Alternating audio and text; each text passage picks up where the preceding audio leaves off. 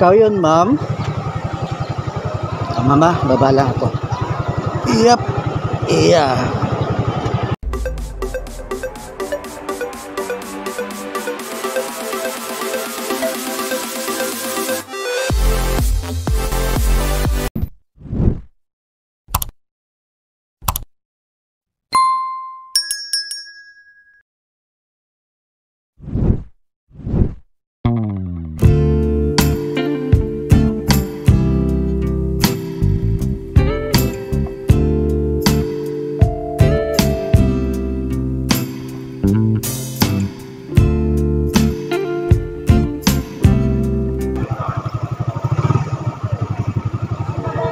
Ikaw yun, ma'am?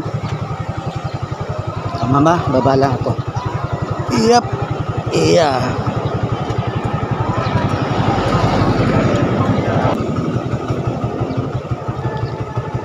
Hawak, ma'am, sakay.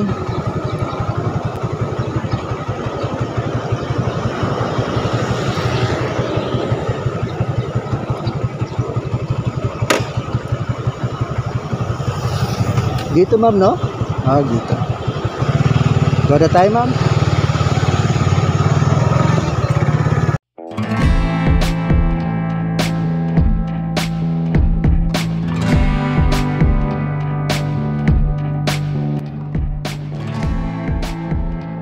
Good morning mga tol, mga sisi, mga ka-YouTube. Good morning. Welcome back uli mga tol sa ating YouTube channel, Lares GM Vlog, at sa ating nakasanayang video content, ang ating Move It Adventure. Tinatawag po siyang Move It Adventure mga tol dahil iba't ibang lugar po yung ating napupuntahan. Parang namamasyal lang ako sa mga lugar na hindi ko napupuntahan. Ang kaibahan nga lang, may dala akong pasahero at saka hindi siya tourist spot ang pinupuntahan. Kung saan po yung destinasyon ng ating pasahero, doon din po tayo. Ang pasahero natin na yan mga tol ay papunta po siya ng Project 8. Doon papunta sa may Saraon, doon sa Quiapo. Malapit-lapit na siya roon. Galing siya dito sa Marikina. Dito sa Marikina mga tol, marami po mga pasahero, lalo na pag working days, papuntang Pasig, saan sa ang sulok sa NCR, mga call center, mga mall agent, at iba't iba pang mga office. Marami. Minsan kakatamad lang pagka mainit na. Kaya ang ginagawa ko kapag mainit na ang araw, tirik na tirik, sikat na sikat ng araw, tumitigil na ako sa pamasada. Doon na naman ako pupunta sa aking trabaho dahil malilim lang yung trabaho natin. Di tayo naaarawan, di tayo naiinitan. Nagtatabas lang tayo ng mga tatahiin sa mga mananahi. Sa Cubao na po yan mga tol. Yang lugar na yan. Oops! Yan ang ano dyan. Kailangan maingat tayo dahil hindi lang tayo ang nasa kalsada. Marami tayo dyan.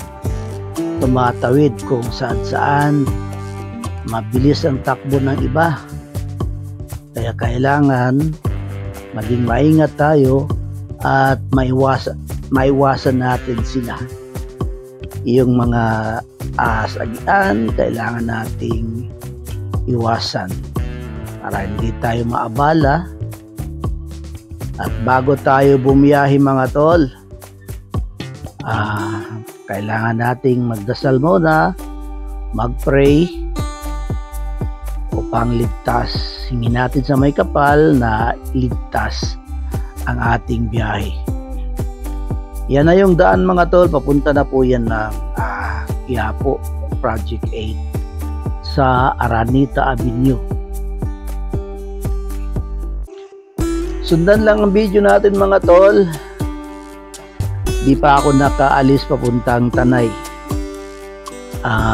May kailangan akong ayusin sa motor.